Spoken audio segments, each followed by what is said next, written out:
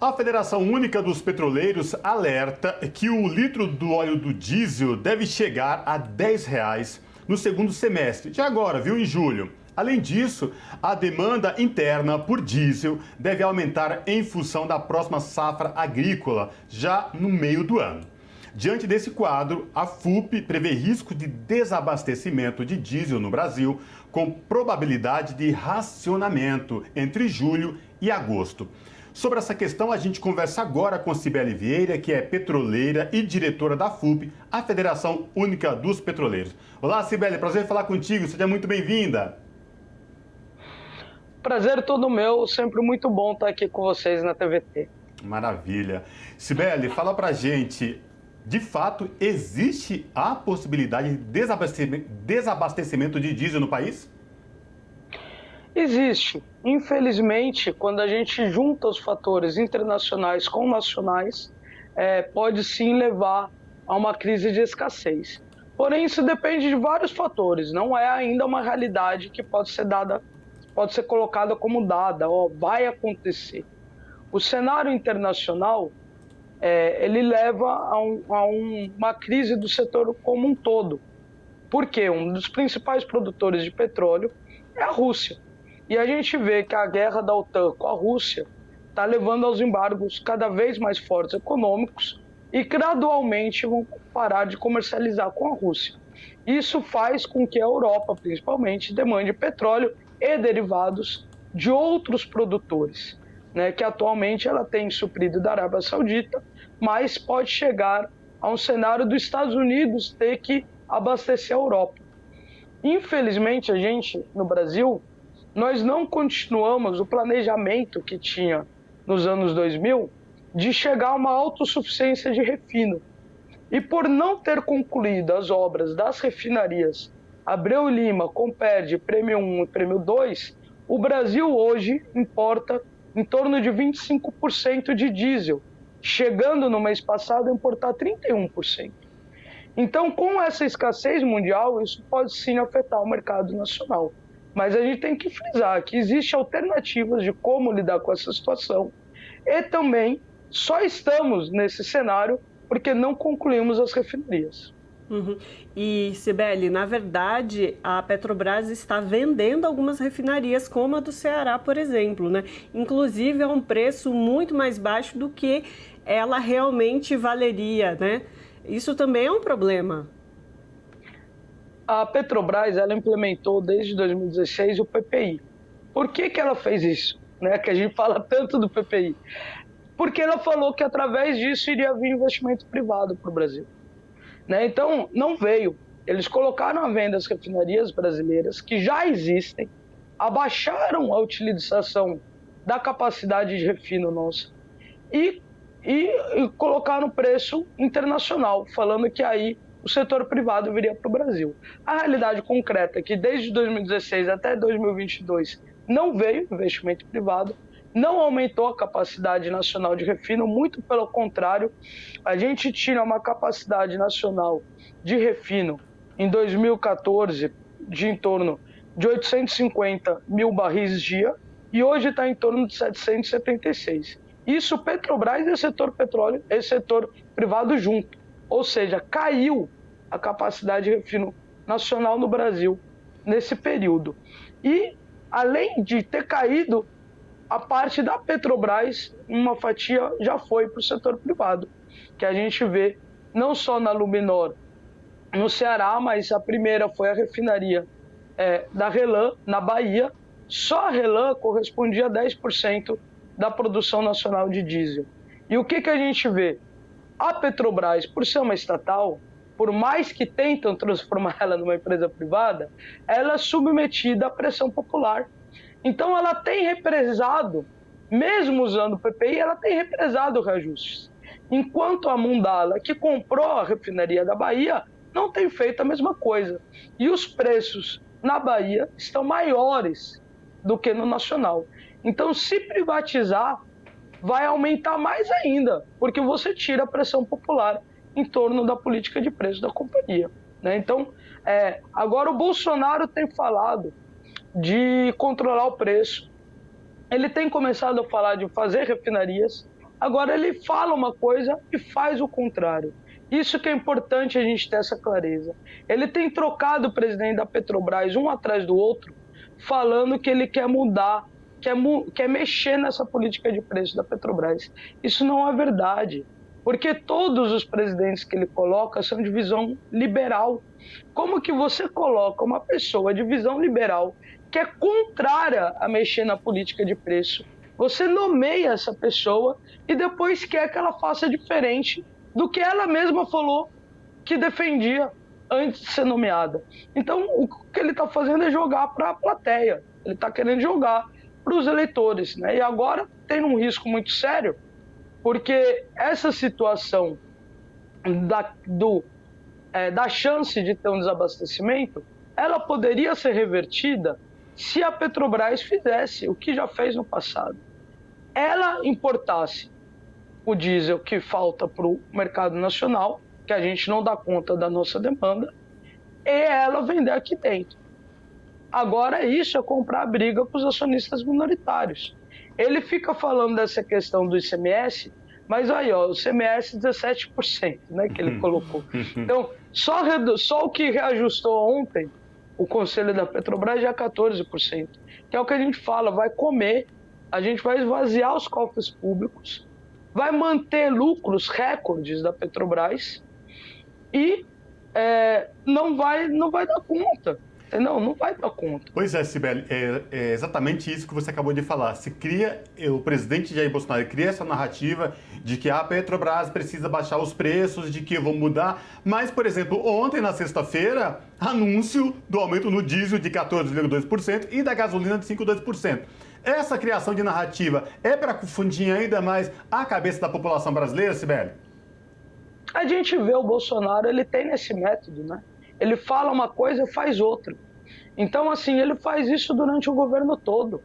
Ele fala que vai mexer no preço, mas indica pessoas para o conselho, para o presidente da Petrobras, que ele sabe que não vão fazer isso. Ele fala que é necessário, agora começou a falar, que é necessário construir refinaria, e vendeu a refinaria da Bahia, vendeu a Lubinor, assinou já a venda da Reman, que é uma refinaria em Manaus, e está previsto para agora, em julho, talvez vender a refinaria de Minas. Então, enquanto ele fala para a população que ele quer construir refinaria, ele está vendendo as que já existem.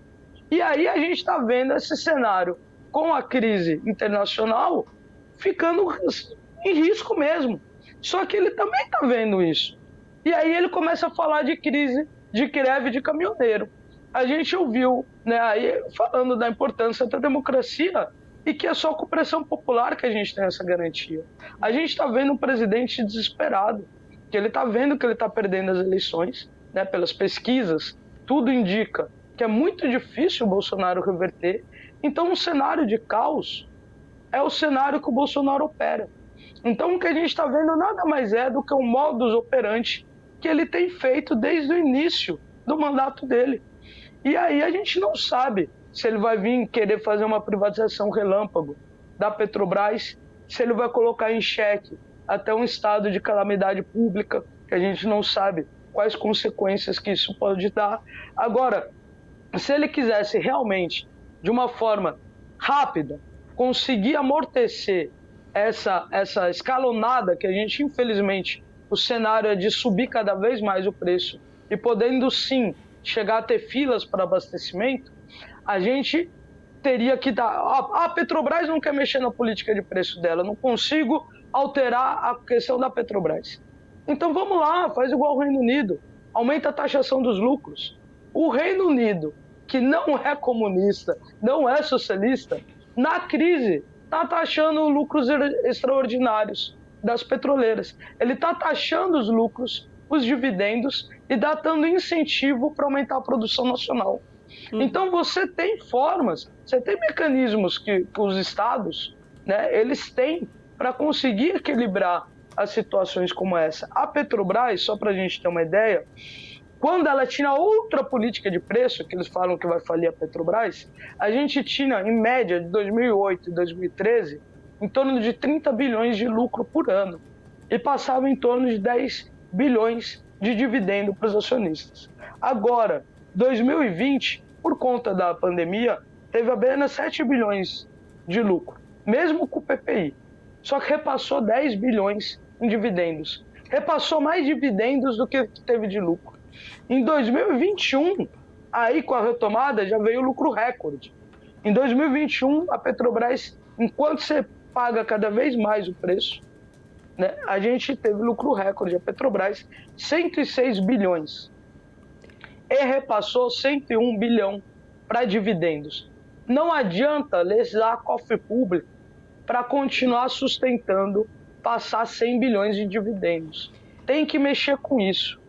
Né? E tem que sim, a Petrobras, qualquer empresa privada já teria que dar sua parcela de contribuição para a população, ainda mais uma estatal. Não tem como continuar deixando repassar esses dividendos e lesando apenas cofres públicos. Cibele, só para terminar então, que a gente está com tempo para encerrar, na verdade, boa parte desses dividendos vão para o exterior e não pagam impostos, né? Isso também é uma grande questão para a Petrobras, né? A gente vê, novamente, o que o Bolsonaro fala e o que ele faz.